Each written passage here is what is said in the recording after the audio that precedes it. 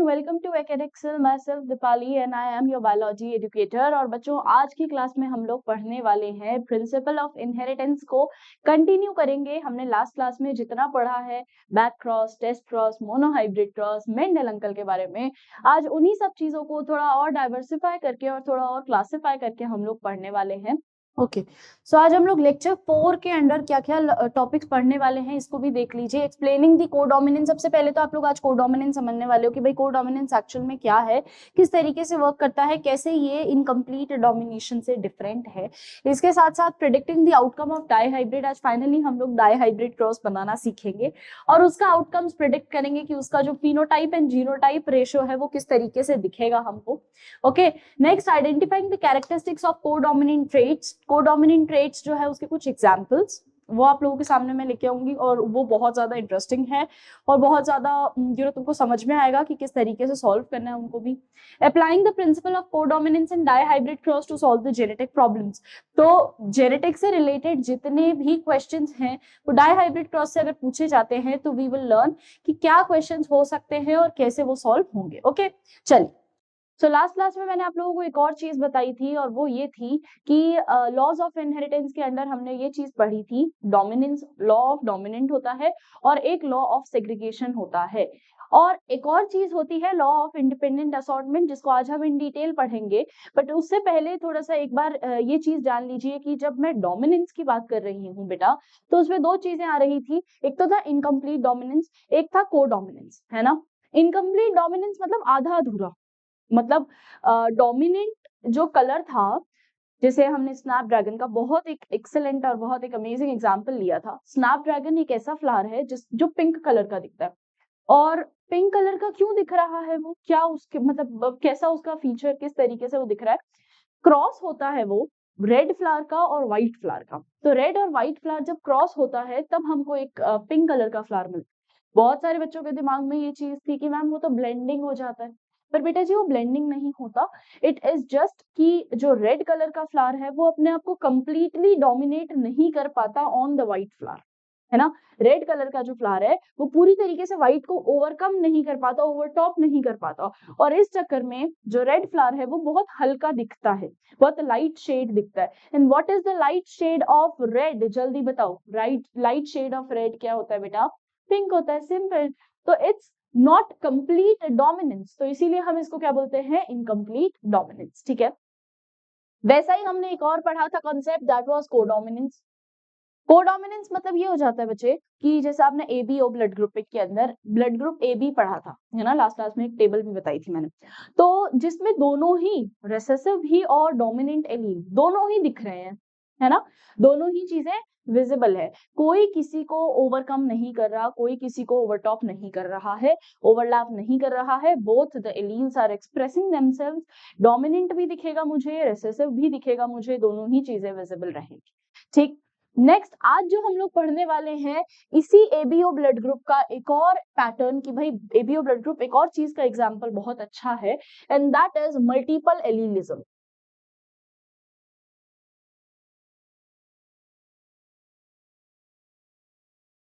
Multiple एलीलिज्म, multiple alleles.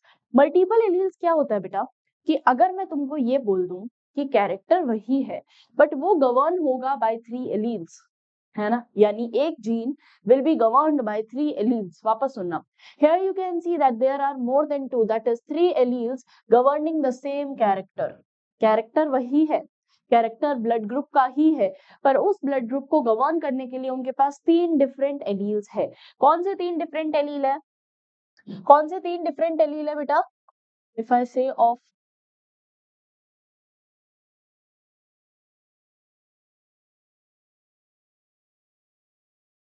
Multiple allele, तो यहाँ पे जो कैरेक्टर है,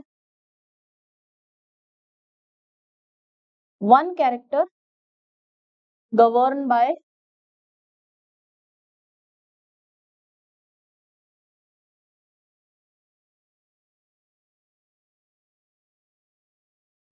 मल्टीपल एलील, बहुत सारे एलील्स होंगे। ठीक है, फॉर एग्जाम्पल जैसे कि हम देखते हैं A B O blood group में,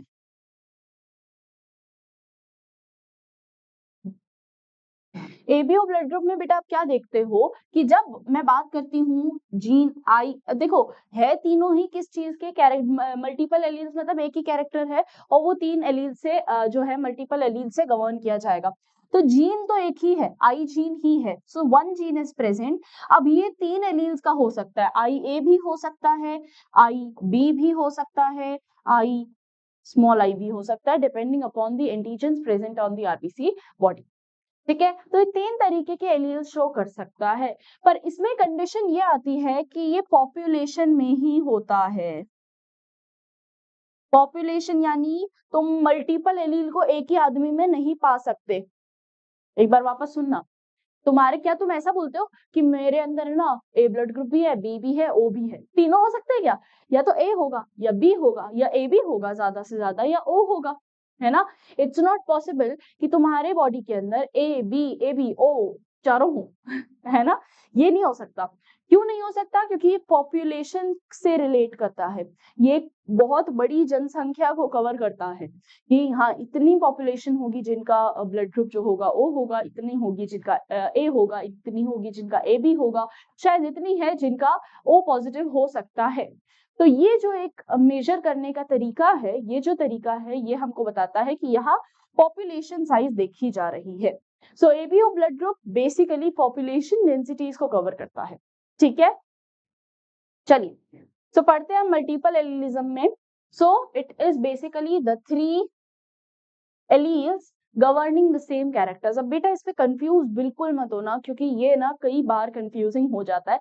अभी तुम लोग प्लियोट्रॉपी, पॉलीजेनिक इनहेरिटेंस सारे पढ़ोगे। मैं एक लास्ट में एक टेबल बनाऊंगी मल्टीपल एलील, प्लियोट्रॉपी और पॉलीजेनिक इनहेरिटेंस का। उसमें तुमको प्रॉपर तरीके से समझ में आएगा that how these three are being categorised and how these three are differ from each other, है ना। कई बार ये चीज में कंफ्यूजन पूरी जीवन बिता देते हैं कि मैम मल्टीपल एलील और कोडोमिनेंस तो सेम था। कई बच्चों के दिमाग में ये चीज होगी, मल्टीपल एलील और कोडोमिनेंस सेम नहीं है बेटा। कोडोमिनेंस मतलब डोमिनेंट कैरेक्टर भी दिख रहा है।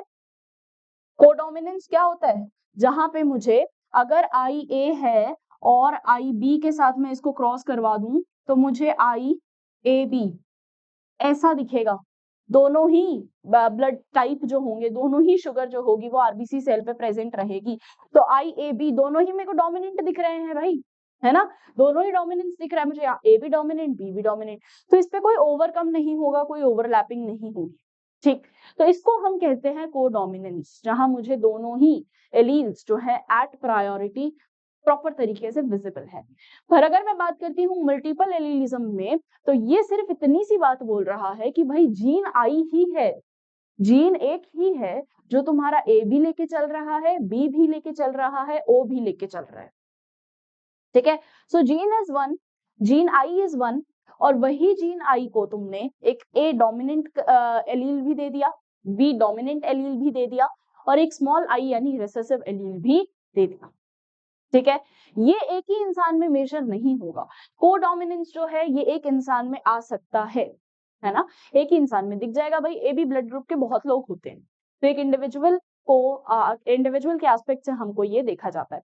पर अगर मैं बात करूं मल्टीपल एलिलिज्म की, तो ये बेटा पॉपुलेशन के एस्पेक्ट को लेके चलता है ना। एक ही इंसान में इट इज नॉट पॉसिबल कि तुम्हें ए ब्लड ग्रुप भी दिखे, तुम्हें बी भी दिखे, तुम्हें ए बी भी दिखे और तुम्हें ओ पॉजिटिव भी दिखे एक ही आदमी, है ना। So it is not possible with that. सो ये डिफरेंस है कोडोमिनेंस का और ये डिफरेंस है मल्टीपल एलिलिज्म का। प्लीज इसमें कंफ्यूज ना हो।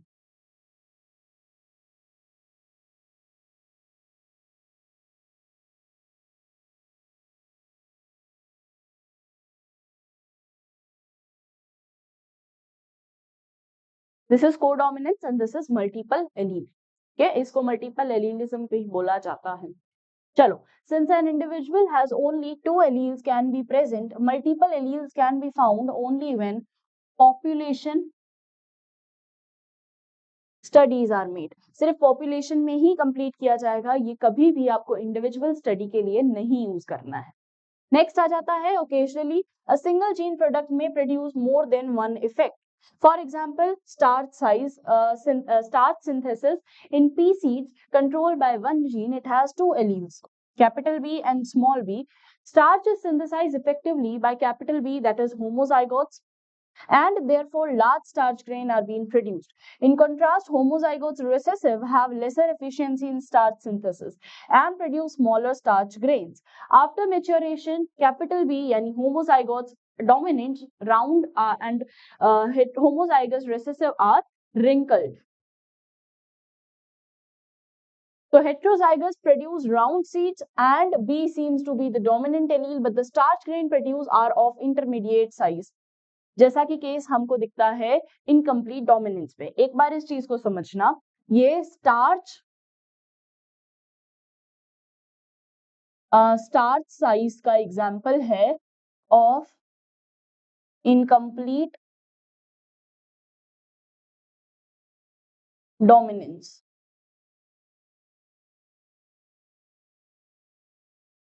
Example of starch size of incomplete dominance क्या बोलता है बेटा ये एग्जाम्पल, कि अगर मैं लेती हूं एक कैपिटल बी यानी होमोजाइगस डोमिनेंट,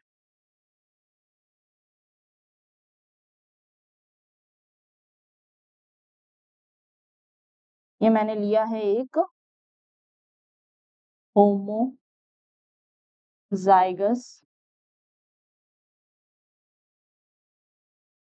डोमिनेंट, ठीक है, और इसको मैंने क्रॉस करवा दिया है विद होमोजाइगस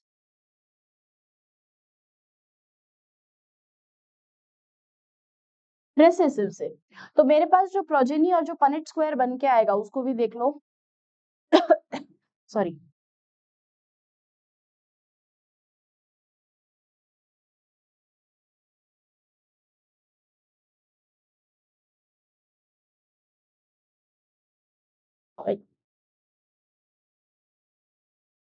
मेरे पास जो प्रोजेनी बन के आएगी वो क्या आएगी बेटा, पहला तो कैपिटल बी लिख दूं और यहाँ स्मॉल बी लिख देती हूँ.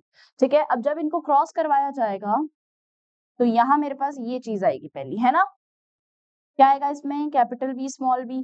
फिर अगले में ये देखो ये चीज आएगी, क्या आएगा इसमें, कैपिटल बी स्मॉल बी, है ना. फिर थर्ड में ये चीज आएगी, तो वापस cross capital B small B and last भी कैपिटल बी स्मॉल बी.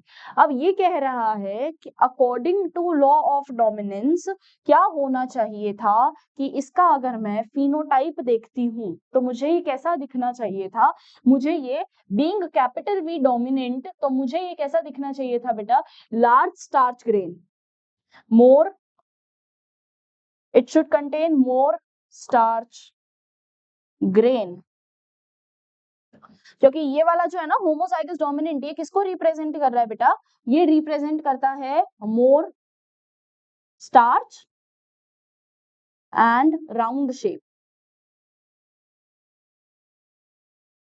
ठीक है, और होमोजाइगस रिसेसिव रिप्रेजेंट करता है less starch and wrinkled shape. अब मुझे जो दिखा ना, मुझे जो कैपिटल बी स्मॉल बी दिखा, ये कॉम्बिनेशन दिखा. कॉम्बिनेशन यानी more starch grain and wrinkled seed.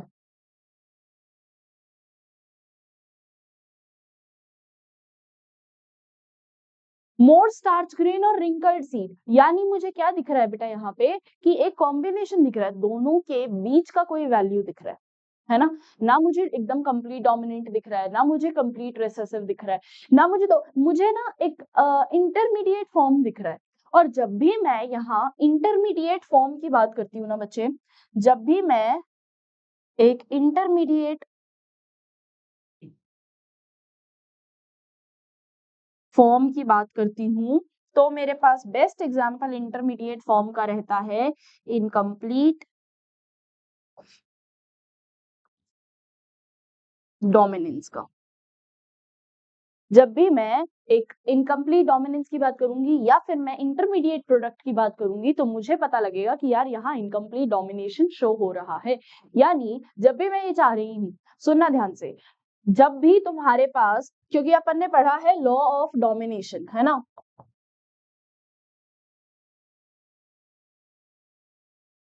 ये क्या होगा, लॉ ऑफ डोमिनेंस क्या होगा,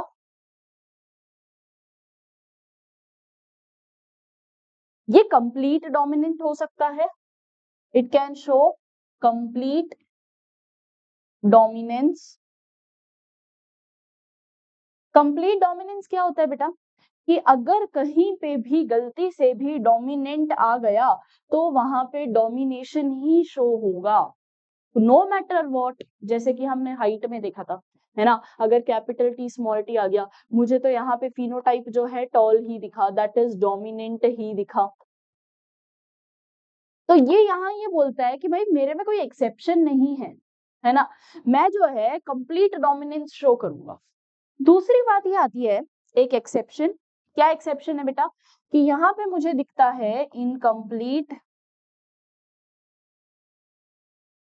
डोमिनेशन। यानी जब मैं ये चीज बोल रही हूं कि यार कुछ एक्सेप्शनल फ्लावर्स जैसे कि स्नैपड्रैगन, जैसे कि स्टार्च, अभी अपन ने सीड का एग्जांपल देखा, कुछ एक्सेप्शनल चीजें क्रॉसेस ऐसे हैं जिनमें मुझे ना एक इंटरमीडिएट फॉर्म मिल रही है ना, इंटरमीडिएट यानी ना एक्सट्रीम मिल रही है, ना मुझे एकदम डोमिनेंट मिल रहा है, ना मुझे एकदम रेसेसिव मिल रहा है, मुझे उनके बीच में कहीं कोई चीज मिल रही है ना, विच इज एन एक्सेप्शन। क्यों? क्योंकि अगर लॉ ऑफ डोमिनेंस सही होता, यूनिवर्सल लॉ होता, तो इसका मतलब तो ये था कि यार फिर ये सभी चीजों को सिद्ध करता, है ना, सभी फिर उसी हिसाब से चलते कि अगर एक बार डोमिनेंट कोई कैरेक्टर आ गया तो फिर वो डोमिनेशन को ही शो करेगा, पर यहाँ एक्सेप्शन दिखा, है ना। और इनकम्प्लीट डोमिनेशन क्या बोलता है कि अगर एक इंटरमीडिएट फॉर्म आ रही है तो ये एक एक्सेप्शन है ऑफ लॉ ऑफ डोमिनेशन, है ना। तो incomplete domination is one of the exception. और थर्ड इसमें आ जाता है कोडोमिनेंस। अब कोडोमिनेंस का फैक्टर क्या कहता है बेटा, कोडोमिनेंस कहता है भाई मैं तो एक ऐसा एक्सेप्शन लाया हूं, है ना, कि जिसमें कोई डोमिनेंट भी नहीं है, कोई रेसेसिव भी नहीं है, every allele is equal, equal alleles importance, every allele is equal, है ना, मैं किसी को भेदभाव नहीं करता। ये कोडोमिनेंस कहता है कि मैं ना ऐसा नहीं करता कि यार ये एलील दिखना चाहिए, इट शुड एक्सप्रेस इटसेल्फ, या ये इट शुड सप्रेस इटसेल्फ, मैं ऐसा नहीं बोलता, मैं बोलता हूँ जो दिख रहा है दिखो, है ना, सब दिखो। तो ये हो रहा है कोडोमिनेंस के अंदर कि both the alleles have equal importance and they express themselves equally. Incomplete domination कहता है भाई मैं तो नहीं, मैं इंटरमीडिएट फॉर्म फॉर्म कर लूंगा, है ना, और कंप्लीट डोमिनेशन तो डोमिनेंट को ही शो करेगा। तो इसीलिए लॉ ऑफ डोमिनेंस जो था it was never a universal law, इसीलिए इसको कभी भी यूनिवर्सल लॉ नहीं बोला जाता। क्यों नहीं बोला जाता? क्योंकि इट कंप्राइजेस द एक्सेप्शंस। जब एक्सेप्शंस है कोई चीज में बेटा तो हम उसको यूनिवर्सल नहीं बोल सकते कि ये सबके लिए होगा, है ना। तुम लॉ ऑफ सेग्रीगेशन को ये चीज बोल सकते हो कि ये सबके साथ होगा, ऑब्वियस ही बात है, कोई भी क्रॉस ले लो, है ना, कोई भी अगर तुम क्रॉस लेते हो विदाउट सेपरेशन ऑफ एलील तुम नया एलील फॉर्म नहीं कर सकते, तुम नया सेट फॉर्म नहीं कर पाओगे, है ना, विदाउट द सेपरेशन, जब तक सेपरेशन नहीं करोगे नया सेट नहीं बना पाओगे। फैक्ट है कि नहीं है? तो segregation is a universal law. Segregation क्या होता है बेटा? यूनिवर्सल लॉ है, यानी ये हर बार हर समय सही ही है, और कभी भी कोई भी उसमें एप्लीकेशन में यूज कर लो, करेक्ट है ये, ठीक है। This is law of segregation. पर लॉ ऑफ डोमिनेंस इस चीज के पूरी तरीके से खिलाफ है because it comprises of many exceptions, और one such exception is in incomplete dominance, जो कि अभी हमने पढ़ा है, स्टार्च साइज, है ना।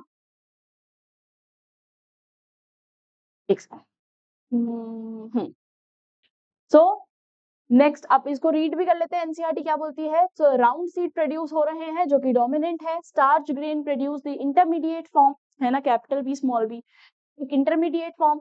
So if the starch grain size is considered on the as the phenotype, then from this angle it shows the incomplete dominance. Therefore dominance is not an autonomous feature of the gene or the product that it has the information for. It depends as much as on the gene product and the production of a particular phenotype form in this product. as it does not have particular phenotype, then we have to choose to examine in the case one of the phenotype influenced by the same gene. So in short, it is not a universal law. We cannot be completely depend on this same gene. मतलब हम इसी law पे continue completely आंख बंद करके भरोसा नहीं कर सकते हैं कि यही सही होगा, है ना. इट इज मेनी टाइम कि ये लॉ जो होता है वो करेक्ट नहीं भी होता है. ठीक, चले आगे. ओके, नेक्स्ट हमारे पास आता है, अब इनहेरिटेंस देखा गया 2 जीन के अंदर. जब मैं 2 जीन की बात कर रही हूँ ना बेटा, तो इसका मतलब यहाँ पे डाई हाइब्रिड की बात होगी. ठीक है, पहले हम डाई हाइब्रिड को समझते हैं, फिर उसके बाद हम इनको रीड भी करते जाएंगे. तो साथ साथ समझाती भी जाऊंगी, रीड भी करती जाऊंगी. एक तो मुझे पिंक कलर ना ऐसे आंखों में चुभता है, तुम्हें भी ऐसा होता है क्या?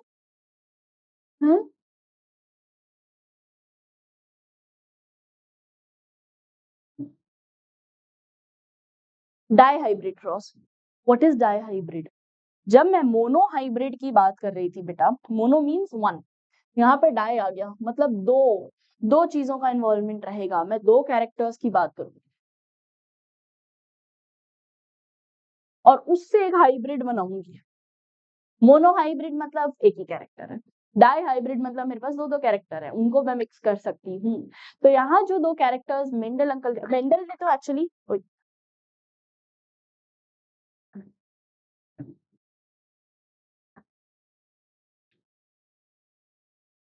तो यहाँ जो 2 कैरेक्टर्स पढ़े गए वो थे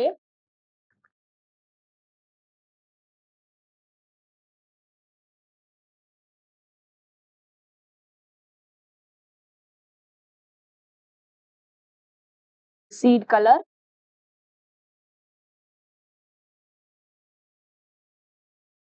एंड सीड शेप.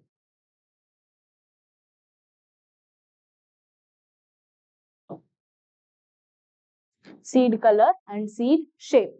जब सीड कलर की बात हुई तो इसमें एक था बेटा डोमिनेंट और एक था रेसेसिव. तो जो डोमिनेंट था उसको हमने नाम दिया, वो कैसा सीड कलर कैसा होगा? जो डोमिनेंट होगा इट विल बी येलो, और जो रेसेसिव सीड कलर होगा वो होगा ग्रीन. अगर मैं सीड शेप की बात करूं, इसमें भी 2 होंगे, डोमिनेंट एंड रेसेसिव. डोमिनेंट जो होगा ये होगा सीड शेप राउंड, रेसेसिव जो होगा वो होगा रिंकल्ड. रिंकल्ड समझ गए ना बेटा? रिंकल्ड होता है ऐसे ऐसे ऐसे. ठीक है, राउंड कैसा होगा? ऐसा प्रॉपर सर्कल राउंड. फिर ग्रीन कैसा होगा? कलर ग्रीन, है ना, ऐसा ग्रीन कलर दिखा रही हो तुमको. कौन सा कलर होता है? ग्रीन. काफी बच्चे तो ये समय ग्रीन कलर कौन सा था, येलो ये होगा. ठीक है, तो ये है डोमिनेंट, ये है रिसेसिव, ये है डोमिनेंट, ये है रिसेसिव. सीड शेप और सीड कलर दोनों चीजें हमने मिलाई है. अब एक चीज और समझना, डोमिनेंट को मैं रिप्रेजेंट करूंगी कैपिटल लेटर से, हमेशा का यही रूल रहा है ना. और यहाँ ग्रीन कलर को रिप्रेजेंट करूंगी मैं स्मॉल लेटर से. यहाँ पे डोमिनेंट को रिप्रेजेंट करा जाएगा कैपिटल लेटर से, स्मॉल रिंकल्ड यानी रिसेसिव को रिप्रेजेंट किया जाएगा स्मॉल लेटर से. क्लियर है ये चीज? बताओ जल्दी से. समझ में आया? बेसिक समझ में आया? ये है डाई हाइब्रिड क्रॉस. ठीक, अब करवाना है मुझे इनमें क्रॉस. अब इनमें जब मैं क्रॉस करवाऊंगी तो किस तरीके से क्रॉस करवाया जा सकता है?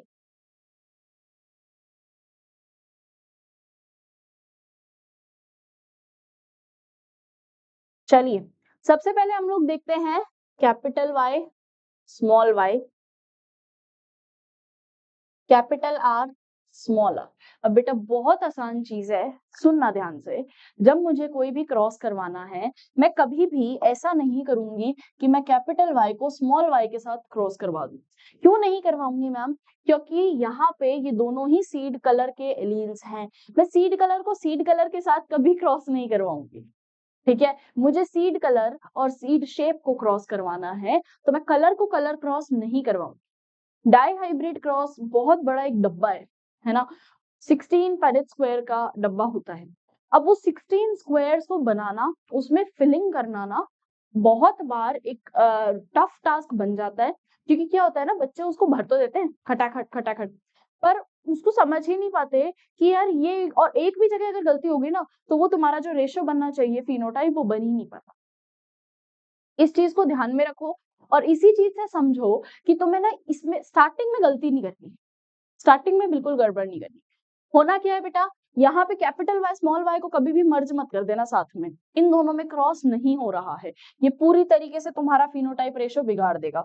तुम्हें क्रॉस किसके बीच में करवाना है, सीड शेप और साइज, तो यानी सीड कलर और seed shape, sorry, colour and shape.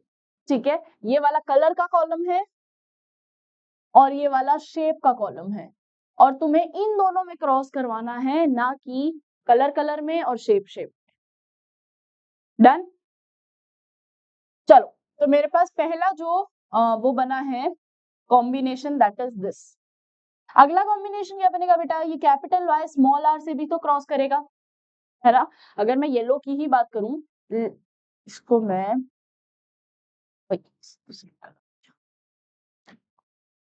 ये इससे भी क्रॉस करेगा ना येलो, स्मॉल आर से भी क्रॉस करेगा, दोनों से करेगा बेटा, कैपिटल आर से भी करेगा और स्मॉल आर से भी क्रॉस करेगा। तो मेरे पास कैपिटल वाई स्मॉल आर ये भी आ गया, ठीक है, एक प्रोजनी ये भी आ गई।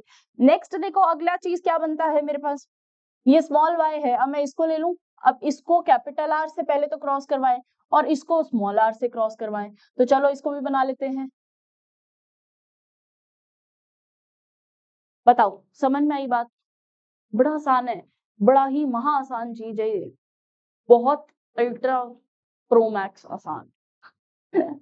ठीक है, तो अब अगर तुमसे कोई पूछता है, सी सुनना, ये जेनरेशन कब आएगी बेटा, ये इसकी F1 जेनरेशन है ना, और F1 जेनरेशन में अगर तुम इस जनरेशन को देखूं, अगर मैं सिर्फ इस पैनल को देख रहा, इस पैनल के अंदर मुझे Y डोमिनेंट दिख रहा है और मुझे राउंड शेप डोमिनेंट दिख रही है। इसका मतलब क्या है कि यहाँ पे जो फिनोटाइप रहेगा वो कैसा रहेगा बच्चे, यहाँ पे जो फिनोटाइप रहेगा वो कैसा रहेगा, राउंड,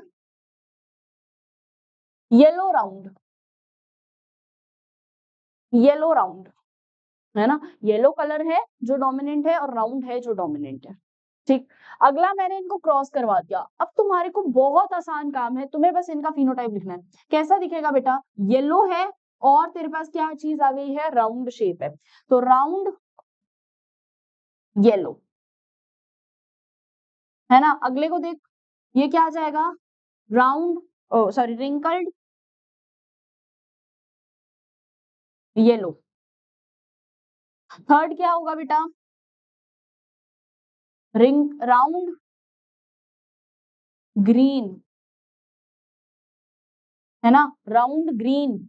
और फोर्थ क्या हो जाएगा, रिंकल्ड ग्रीन। क्लियर, आसान था, round yellow, round green, wrinkled yellow, wrinkled green, आसान। अब क्या हो रहा है, यहाँ हमको इसका क्रॉस बनाना है, और क्रॉस बनाने का बेस्ट तरीका है, अगर तुमने ये चीज बना ली ना एक बार, तो अब क्रॉस बनाना तुम्हारे लिए महा आसान हो जाने वाला है।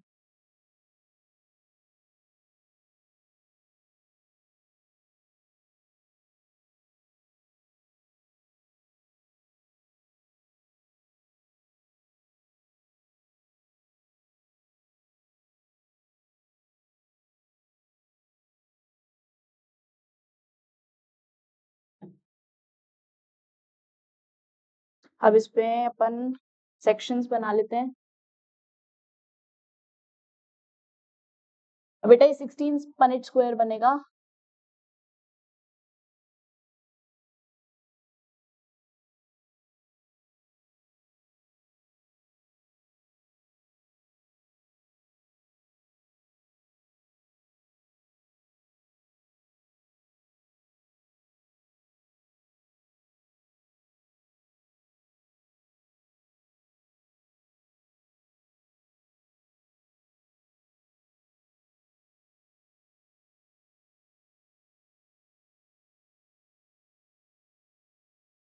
चलो भाई, क्या क्या प्रोजेनी, क्या क्या पेरेंटल जनरेशन थी अपने पास, यही चीज है पेरेंटल जनरेशन बेटा। तो मैं ये यहाँ लिख रही हूँ बस, कुछ भी एक्स्ट्रा नहीं कर रही। राउंड येलो है ना, राउंड ग्रीन, यही थे। रिंकल्ड येलो और रिंकल्ड ग्रीन, यही चीज थी बेटा। Round yellow, round green, wrinkled yellow, wrinkled green. Okay, एक और बार यहाँ पे लिख दो क्योंकि सेम पेरेंट है। Round yellow, round green, wrinkled yellow, wrinkled green. ठीक है, ढंग से रिप्रेजेंट करना ताकि आगे जाके तुमको समझ में आ जाए, नहीं आएगा तो दिक्कत हो जाएगी। ठीक, समझ में आ रहा है? आराम आराम से समझा रही हूँ, है ना। कहीं कोई दिक्कत हो तो एक बार वीडियो पॉज कर लेना, फिर बना लेना, फिर उसके बाद वापस वीडियो कंटिन्यू करना। देखते देखते बनाओगे तो समझ में भी नहीं आएगा, it will not be a fruitful thing to do. चलिए, अब क्रॉस करना बहुत बेहद आसान है। तुम्हें एक ऊपर वाला कॉलम लिखना है, एक यहाँ वाला कॉलम लिखना है, बहुत आसान। चलो जल्दी से लिखते हैं। Capital R, capital R, capital Y, है ना। राउंड येलो सीट बना है मेरे पास, इसको जल्दी से फिल कर लो। ये आएगा मेरे पास, क्या आएगा? Capital R, capital R, capital Y, small Y. यहाँ पे देखते हैं, राउंड, रिंकल्ड। अब बेटा पहले ना आर के कैरेक्टर साथ में लिखना, फिर वाई के कैरेक्टर साथ में लिखना, ताकि तुमको इजी रहेगा ये डिटरमाइन करना कि कौन सा राउंड है, कौन सा मतलब सीड कलर कौन सा है, सीड शेप कौन सा है। इसीलिए मैं ये नहीं लिख रही कि जैसे ना मैं यहाँ पे, अगर मैं तुमको जैसे नेक्स्ट लिख के बताऊं, तो मैं कभी भी ऐसा नहीं लिख रही हूँ रेड वाई और ये ऐसा आर वाई, मैं ऐसा कभी नहीं लिखूंगी। क्यों नहीं लिख रही? क्योंकि इससे और कंफ्यूजन बढ़ेगा। ठीक है, इसको सिंप्लीफाई करके लिखो, पहले आर आर लिख दो, फिर उसके बाद कैपिटल वाई और स्मॉल वाई लिख लो। इजी रहेगा तुमको डिटरमाइन करने को कि क्या फिनोटाइप है इस प्रोजेनी का। ठीक है, तो इसीलिए थोड़ा सा आराम आराम से लिखना, थोड़ा पनिट स्क्वायर जो है it will definitely take time. Understand this and then write this, because it will take time but it will be fruitful if you give time to this. चलिए, कैपिटल वाई नेक्स्ट बनाएंगे, capital R, capital R, है ना, small Y. कहीं भी गड़बड़ हो तो बताइएगा, बता तो बता तो सकते ही नहीं मैम। बस मजा ही आ जाता है मुझे, मजाक कर रही हूँ। लाइव क्लास में आओगे ना तुम लोग तब बता देना कि मैम आपके उस वीडियो लेक्चर में ना वो गड़बड़ थी। ठीक है, चलो, capital R, small R, capital Y, capital Y, capital R, small R, capital Y, small Y. यहाँ पे देखो, कैपिटल नहीं है, दोनों स्मॉल है ना बेटा। लास्ट में आते आते ना भूल में जाना, ये वाला देखना है, इसको मत देखने लग जाना, ये वाला आएगा। तो small R, small R, small capital Y, capital Y. यहाँ पे देखो, small R, small R, capital Y, small R, capital Y and small Y. Last आ जाते हैं, capital R, small R, capital Y, small Y, capital R, small R, small Y, small Y. Capital नहीं है कोई भी, तो small R, capital Y, small Y, small R, small R, small Y, small Y. यही है, सारे बना लो जल्दी से। बना लिया सभी ने? अब देखो, अब तुम्हें क्या कैटेगराइज करना है। पहला इज द फिनोटाइप। अब फिनोटाइप निकालोगे तो किसका निकालोगे बेटा? फिनोटाइप अगर तुम्हें निकालना है तो क्या चीज का निकालोगे? कैपिटल आर, कैपिटल वाई, यानी कितने सीड है जो कि राउंड येलो है ना, कितने सीड है जो कि राउंड रिंकल्ड है, कितने सीड हैं जो कि राउंड, राउंड नहीं, रिंकल्ड येलो है,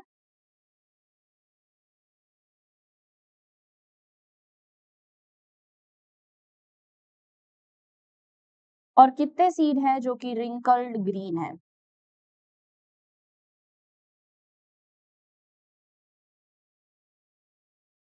ओके, ये सब चीजें आपको फाइंड आउट करनी है, इनका ही फिनोटाइप तुमने लिखना है। चलो भाई, सबसे पहले फिनोटाइप की तरफ मूव करते हैं। First one is this. अब देखो, सुनना ध्यान से ये बात, कि जिसमें एक भी कैपिटल आर है, बड़ा आसान तरीका है, जिसमें एक भी कैपिटल आर है या एक भी कैपिटल वाई है, बेटा वो डोमिनेंस को ही शो करेगा। ठीक है, यानी अगर मैं इसको देखती हूँ तो यहाँ मेरे पास एक कैपिटल आर है, काफी है ना, ये कैपिटल वाई है, काफी है उसको राउंड येलो में कंसिडर करने के लिए। पर अगर ये राउंड येलो में तुमने कंसिडर कर लिया, अब बाकी तीनों में ये कंसिडर नहीं होगा। यानी ऐसा नहीं होगा कि एक कॉलम सिर्फ एक के लिए डेडिकेटेड है बेटा, है ना, वो एक ही फिनोटाइप शो कर सकता है। तो बेटा जो चीज एक बार एक में आ गई ना, अगर कोई फिनोटाइप एक का होगा तो फिनोटाइप एक ही होगा, समझ में आ गई ना। इसको ऐसे मत करने बैठना कि फर्स्ट ब्लॉक जो है मैम 3-4 का हो सकता है क्या, ऐसा नहीं होगा। ठीक है, चलिए अब हम मार्क करते हैं। अगर मैं देखती हूँ फर्स्ट ब्लॉक जो है, अब कैपिटल आर है ना, कैपिटल आर है इसका मतलब ये राउंड है, और कैपिटल वाई है इसका मतलब ये क्या है, येलो भी है, तो राउंड येलो के अंदर ये काउंट हो जाएगा। तो फर्स्ट वाला किसके अंदर काउंट होगा बेटा, राउंड येलो में। 1 से ही मार्क कर रही हूँ इसको, या येलो कलर से मार्क कर, राउंड येलो। ठीक है, सेकंड वाला देखिए, ये भी यहाँ पे एक कैपिटल आर है एक कैपिटल वाई है, तो ये भी राउंड येलो में कंसिडर होगा। Next capital R capital Y, ये भी राउंड येलो में कंसिडर होगा। 1-1 से मार्क कर लो ताकि तुम एक जगह पे सारे लिख लो, है ना। फिर उसके बाद again capital R capital Y, round yellow, है ना। फिर कैपिटल आर है यहाँ पे, एक एक कैपिटल वाई भी चलेगा, कैपिटल आर स्मॉल वाई, यानी यहां नहीं काम होगा, ये राउंड येलो नहीं है, राउंड तो है परंतु येलो नहीं है, तो ये नहीं है। ओके, नेक्स्ट देखो, कैपिटल आर है और कैपिटल वाई ही है, तो यहाँ पे भी ये राउंड येलो में कंसिडर हो जाएगा। यहाँ पे कैपिटल आर है पर स्मॉल वाई है, तो ये कंसिडर नहीं होगा। यहाँ कैपिटल आर है कैपिटल वाई है, ये भी राउंड येलो में कंसिडर हो जाएगा। फिर राउंड येलो कैपिटल मतलब capital R capital Y, again round yellow. इनमें से कोई नहीं होगा बेटा, क्योंकि यहाँ देखो y कैपिटल है पर r तो स्मॉल है ना, तो कैसे काउंट होगा ये। ओके, तो ये काउंट नहीं होगा, ये भी नहीं होगा। यहाँ देखिए, कैपिटल R है कैपिटल Y है, ये हो जाएगा। कैपिटल R है पर स्मॉल y है, नहीं होगा। स्मॉल r है और कैपिटल Y है, ये भी नहीं होगा। और स्मॉल r स्मॉल y तो बिल्कुल ही नहीं होगा। तो हमारे पास क्या डेटा आ गया इससे, 1 2 3 4 5 6 7 8 9, यानी राउंड येलो के मेरे पास कितने फिनोटाइप्स हैं बेटा, 9 ऐसी जेनरेशंस है जो कि राउंड येलो फिनोटाइप को बिलोंग करेगी। 9 ऐसी जेनरेशंस है जो कि राउंड येलो फिनोटाइप को बिलोंग करेगी। क्लियर है, बहुत आसान चीज है। ठीक है, अगला चलो, नेक्स्ट देखो, अब बोलता है राउंड रिंकल्ड। राउंड रिंकल्ड यानी मेरे को कैपिटल आर चाहिएगा और स्मॉल वाई चाहिएगा। ठीक है, पर स्मॉल वाई की कंडीशन ये आ जाती है बेटा कि स्मॉल वाई ना 2 होने चाहिए। जैसे हमने क्या देखा था, यहाँ हम कैपिटल वाई एक भी है ना तो भी चलेगा, पर स्मॉल वाई मेरे जब तक 2 नहीं होंगे ना तब तक ये काम नहीं करेगा। तो आर तो सिंगल भी चलेगा पर वाई डबल होने चाहिए मेरे पास, तो ये मेरे पास सेकंड कैटेगरी में आ सकता है ना। आर मेरे पास एक भी चलेगा और वाई 2 होने चाहिए, तो ये भी मेरे पास सेकंड कैटेगरी में आ जाएगा। फिर उसके बाद जो हो गए हम उनको देखेंगे भी नहीं, क्योंकि एक प्रोजेनी जो है वो एक फिनोटाइप को बिलोंग करेगी, बाकी नहीं करेगी। तो हर फिनोटाइप में सेम आदमी को लेके नहीं जाओगे तुम, है ना। ऐसा होता है क्या कि एक आदमी जो है उसका कोई भी फिनोटाइप, मान लीजिए आई कलर जो है वो आई कलर ग्रे कलर का है, उसी आदमी का आई कलर ब्लैक भी है, उसी आदमी का आई कलर ब्लू भी है, ऐसा नहीं हो सकता, है ना। तो जिसका जो फिनोटाइप है वो उसी का ही रहेगा, एक ही रहेगा फिनोटाइप। ठीक है, चलिए तो राउंड और रिंकल्ड की बात करते हैं। तो कैपिटल आर है स्मॉल वाई हमेशा 2 होने चाहिए। फिर अगेन स्मॉल आर है मेरे पास, तो ये काउंट नहीं होगा, और एक कैपिटल वाई है तो ये भी काउंट मेरे पास नहीं होगा। चलिए, फिर कैपिटल वाई, मुझे पहले प्रायोरिटी ये देखनी है बेटा कि मेरे पास 2 स्मॉल वाई हैं क्या। अगर 2 स्मॉल वाई हैं और उसके साथ एक भी कैपिटल आर आ रहा है तो मैं उसको सेकंड कैटेगरी में बिलोंग कर दूंगी, डाल दूंगी। ठीक है, फिर उसके बाद क्या आता है, यहाँ पे भी अब कोई पॉसिबिलिटी नहीं है, तो 1 2 3 ठीक है, नेक्स्ट कौन सा कलर हो गया भाई? ग्रे ले लें, ग्रे दिखेगा क्या? दूसरा ले लेते हैं। चलो, तो अब मेरे को तीसरा चाहिए बेटा, रिंकल्ड येलो। तो वाई तो कैपिटल एक भी चलेगा, अगर एक वाई कैपिटल भी आ गया ना तो भी कंसिडर हम कर सकते हैं, पर इस बार आर जो है ना उसका केस 2 होने चाहिए, क्योंकि रेसेसिव है ना, तो रेसेसिव ट्रेट मेरे पास कितने होने चाहिए? 2 होने चाहिए, ठीक है। तो रेसेसिव ट्रेट मेरे पास 2 होंगे तो कैसा होगा बेटा? ये रिंकल्ड येलो, तो ये थर्ड कैटेगरी में आएगा, ठीक है। फिर यहाँ पे ये 2 हैं, रिंकल्ड और ये येलो, फिर यहाँ देख लो रिंकल्ड येलो, तो 3 क्या आ गए मेरे पास? वापस से 3 मेरे पास आ गई, वो जनरेशंस जिनका फिनोटाइप जो है वो है रिंकल्ड येलो, ठीक है, रिंकल्ड येलो। लास्ट आ जाता है मेरे पास ऐसी जनरेशन जिसका फिनोटाइप क्या है बेटा? लास्ट आ जाता है मेरे पास ऐसी जनरेशन जिसका फिनोटाइप है स्मॉल आर स्मॉल वाई, दोनों ही रेसेसिव हैं, तो दोनों ही 2-2 के फॉर्म में होने चाहिए। अब बचा ही मेरे पास एक सेक्शन है, तो मेरे पास आ गया 1, that is wrinkled green. Clear है ये चीज? तो हमारे पास क्या आ गया पूरा सेट बेटा? 9:3:3:1 मेरे पास जो रेशियो रहता है वो रहता है डाई हाइब्रिड क्रॉस के फिनोटाइप जनरेशन का। 9:3:3:1 ये मेरे पास रहेगा phenotypic generation of a dihybrid cross. Please इसको देख लीजिए आराम से, भूलना मत। एक बार में अगर कोई चीज कंसिडर होगी तो वो एक ही फिनोटाइप को जाएगी बेटा। मार्क करने का बहुत आसान तरीका है, 1 2 3 4 से मार्किंग कर लो, पर प्लीज इसमें कंफ्यूज मत होना। पेन तुम लोग पेपर के अंदर तो ऑब्वियस ही बात है ब्लू के अलावा कोई और पेन यूज नहीं कर सकते हो, तो प्रैक्टिस भी जब तुम करो तो किसी भी जैसे हम ऐसा कर सकते हैं कि इसको है ना दूसरे कलर से लिखने के बजाय स्टार बना लिया 1 के लिए, है ना, सर्कल बना लिया 2 के लिए, ऐसा, ठीक है, डॉट बना लिया 3 के लिए, ऐसे कर सकते हो तुम लोग।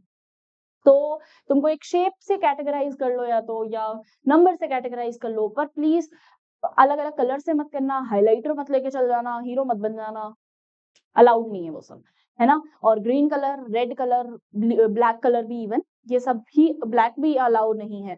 तो जो बच्चे ये चीज सोच रहे हैं कि मैम हम सुंदर सुंदर तरीके से हेडिंग सजावट से लिखेंगे फिर उसके बाद कंटेंट लिखेंगे, बेटा अलाउड ही नहीं है।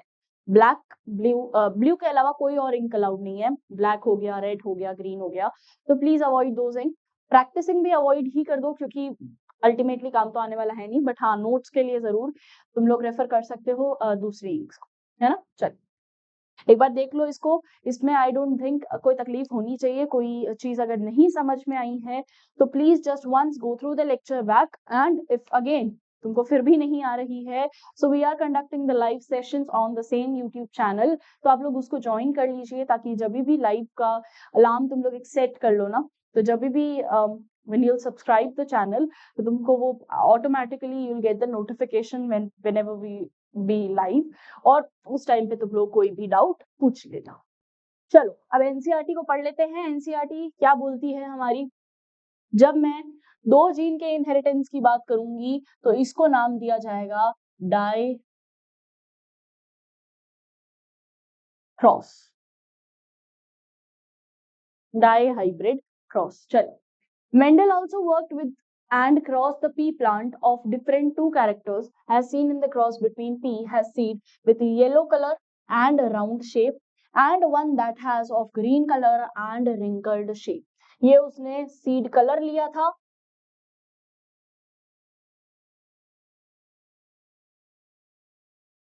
एंड सीड शेप लिया था, seed color and seed shape। Mendel found that the seed resulting from the cross of the parents has yellow color and round shaped seeds।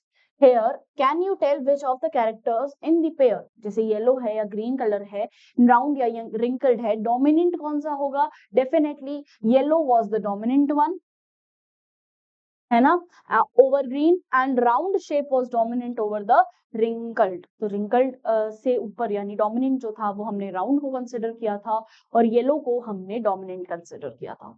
These results were identical that he got when he made the separate monohybrid cross between yellow and green seed between the round and the wrinkled plant। तो उसको जब उसने separately इनको cross किया था तब उसके पास जो रेशो आया था that was of capital R small r capital Y small y, है ना। तो अब इससे तुम क्या जान सकते हो कि इसका फिनोटाइप क्या होगा बेटा, इससे इसका फिनोटाइप का पता लगाया जा सकता है and that is round yellow seed, round yellow seed. ठीक है, तो यहाँ हमको जो सीड्स मिल रहे हैं वो राउंड और येलो सीड्स मिल रहे हैं। क्लियर, दोनों ही डोमिनेंट कैरेक्टर शो होंगे। चलिए अगला देखते हैं। Let us use the genotypic symbol Y for the dominant allele yellow के लिए and small y for the recessive. Next, capital R for round seed shape and small r for wrinkled seed shape. The genotype of the parent can be written as capital R, capital R, capital Y, or small r, small r, small y, small y. Okay. The gametes capital R, capital Y, and small r, small y unite to fertilize and produce the F1 progeny hybrid. ये बेटा F1 progeny, ये जो अभी अपन ने लिखा है, this is the F1 progeny.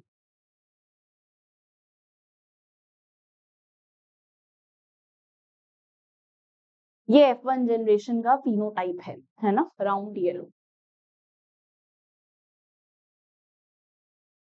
So ये F1 generation है हमारे पास। When Mendel self-hybridized the F1 plants, he get 3/4 of the F2 plants had yellow seeds, 1/4 had the green seeds. The yellow seed color segregated to form 3:1 ratio. Round and wrinkled seed shapes are also segregated and 3:1 ratio, just like the monohybrid cross. चलिए ये देखो, ये तुम्हारी NCERT का diagram है। इसकी जो first generation है, फिलियल 1 जनरेशन है, उसमें हमको फिनोटाइप मिलता है कैपिटल आर और ये। इसका मतलब ये क्या बनेगा बेटा, राउंड येलो।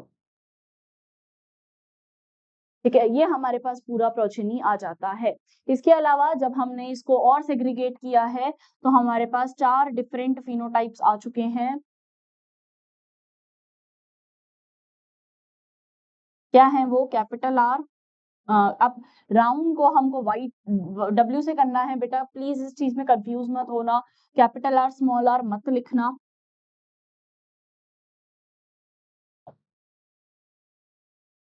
ये हमारे पास 4 डिफरेंट टाइप्स आ जाते हैं फिनोटाइप्स के।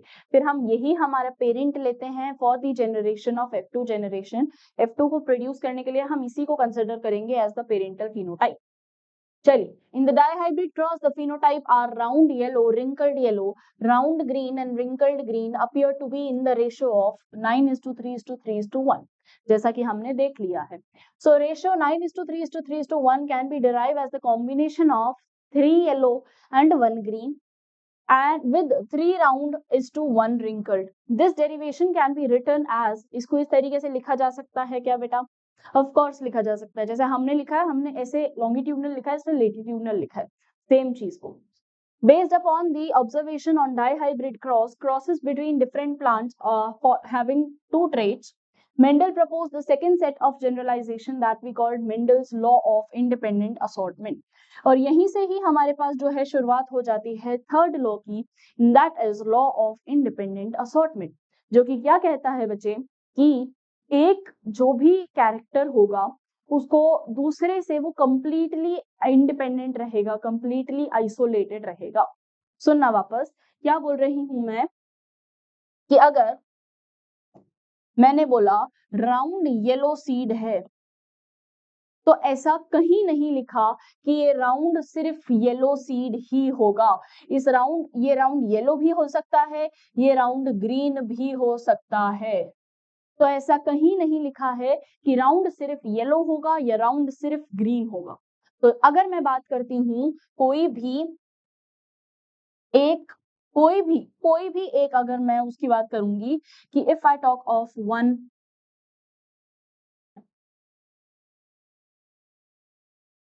जैसे ये सीड शेप है तो 1 character will always be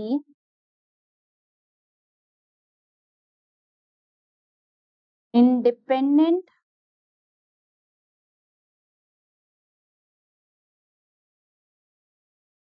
from mother। हमेशा दूसरे वाले से, ऐसे कहीं लिंकेज नहीं है कि भाई अगर राउंड सीड होगा तो हमेशा येलो होगा, राउंड सीड है तो हमेशा ग्रीन होगा, या अगर मान लीजिए रिंकल्ड सीड है तो हमेशा ग्रीन होगा, या ग्रीन सीड है तो हमेशा रिंकल्ड होगा। कहीं से कहीं तक कोई लिंकेज नहीं है। Every character has their own individuality. So every character in this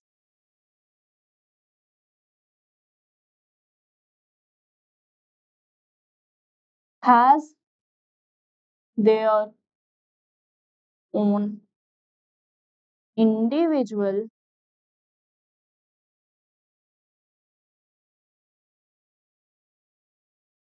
characteristic। Individual characteristics और इंडिविजुअल क्वालिटी है,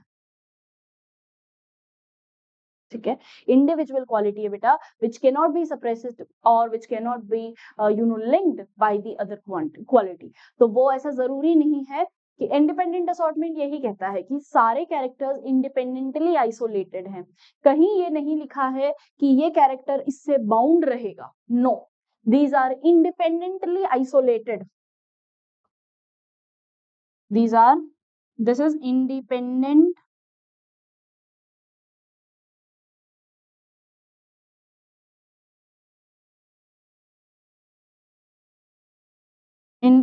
assortment means all the alleles are not bound by any other allelic factor or other characteristic factor। उनकी अपनी importance है, वो अपने आप में stable हैं और अपने आप में अपना कैरेक्टरिस्टिक शो करेंगे। यही चीज जो है मेंडल के थ्रू एक्सप्रेस हुई थी और उन्होंने इस लॉ के थ्रू ये चीज बताई थी कि कोई भी एक कैरेक्टर दूसरे को गवर्न नहीं करेगा। Every character will have their own individual value.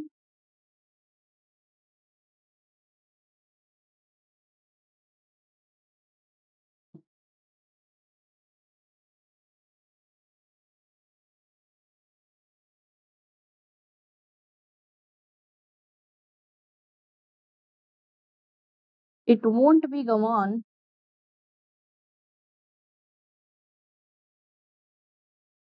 by other character। It won't be governed by the other character। तो दूसरे कैरेक्टर से कुछ भी वो गवर्नेंस नहीं आएगी, कुछ भी इन्फ्लुएंस नहीं होगा, ठीक है। क्लियर है, समझ में आ गई बेटा बात। तो this is independent assortment. So Mendel's law of independent assortment, the law states that when the two pairs of the trait are combined in the hybrid, जब दो पेयर हाइब्रिड में कंबाइन करेंगे, segregation of one pair of the characters independent of the other pair of character। Independent है, दूसरे पे बिल्कुल dependency नहीं दिखा रहा है कि अगर वो अपने मतलब it has its own individuality, है ना, दूसरा वाला उसको आके ओवरकम नहीं करेगा, ये चीज है इसमें, ठीक। Okay, so the Punnett square can be effectively used to understand the independent segregation of the two pair of the gene during meiosis and the production of eggs and the pollen in the F1 generation। अब हमको ये चीज दिख ही रही है कि अगर मैं इसका भी Punnett square देख लूं या फिर मैं खुद का बनाया हुआ Punnett square भी देख लूं, it is very much visible कि कोई भी चीज एक दूसरे से लिंक्ड नहीं है। Of course they are connected but they are not bound to be connected, ठीक है। ये जरूरी नहीं है कि एक अलील जो होगा या एक कैरेक्टर जो होगा वो दूसरा उसी टाइम पे वही कैरेक्टर शो करेगा सिर्फ, ठीक है। तो they are not bound together. चलिए, consider the segregation of one pair of capital R and small r। 50% of the gametes have the capital R while the other 50% are small r। Now beside each gamete having capital R or small, it should have the allele Y or small y। The important thing to remember here is that segregation is 50% capital R and 50% small r is independent from the segregation of 50% capital Y and 50% small y। यानी yellow और green colour या yellow और wrinkled या seed shape या seed colour कहीं किसी से linked नहीं है। Similarly the 50% of capital R bearing the gamete has Y and the other 50 has small y. तो दोनों ही अलग अलग हैं, सेपरेट इंडिविजुअलिटी है सबकी. चलिए, thus there are 4 genotypes of the gametes. ये हमारे पास 4 genotype आए थे बेटा, है ना. 4 genotype आए. फिर उसके बाद हमने क्या देखा, when you write down the types of egg and the pollens on the two sides of the Punnett square, it is very easy to derive the composition of the zygote that give rise to the F2 plant. F2 plant progeny हमने पढ़ लिया है 9:3:3:1. Although there are 16 square का Punnett बना है ये, है ना. तो इतना बड़ा हमारा Punnett square बना है. Can you use the Punnett square data, work on the phenotype and fill the given format? Is the genotypic ratio also 9:3:3:1? No. Genotype 9:3:3:1 नहीं होगा, है ना. क्यों जीनोटाइप नहीं हो सकता है? क्योंकि जीनोटाइप जो है बेटा जीन्स को स्पेसिफाई करेगा, एलील्स काउंट होंगे उसमें. ये फिनोटाइप रेशो है कंप्लीटली, तो ये जीनोटाइप नहीं है. तो बेटा जीनोटाइप क्या होता है, एक बार जीनोटाइप भी मैं लिख देती हूँ.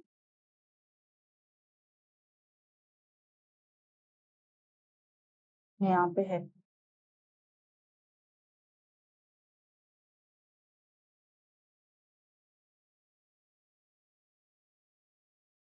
देखना, एक बहुत अच्छा तरीका बताऊंगी तुमको इसका जीनोटाइप, हालांकि पूछा नहीं जाता बट तब भी याद कर लो, ठीक है, क्योंकि एनसीईआरटी में बोला है ना. क्या है बेटा जीनोटाइप? बहुत आसान है, 12 24 12 12 1. ये एक ट्रिक है इसकी. 12 क्योंकि हम क्या है 1:2 2:4 ऐसे याद करोगे नहीं होगा, तो इसको कैसे याद करोगे, 12 24 12 12 1, है ना. तो क्या होगा ये 12 24 12 12 1. ऐसे इसको याद करने की ट्रिक है, और इस तरीके से तुम इसके बीच में रेशो रेशो रेशो लगाते जाओ तो तुमको याद हो जाएगा कि यही है हमारा जीनोटाइप. और फिनोटाइप तो हमने पता कर ही लिया था, दैट वाज 9:3:3:1. तो ये हमारे पास स्पेसिफिकली सिर्फ फिनोटाइप आता है, और अगर मैं जीनोटाइप की बात करूं तो वो हो जाएगा 12 24 12 12 1. ठीक है, तो एक बहुत मस्त ट्रिक है, बहुत ही इजी ट्रिक है, जिसके थ्रू तुम लोग आराम से याद कर सकते हो what would be the genotypes and what will be the phenotype of the this in the dihybrid cross. ठीक है.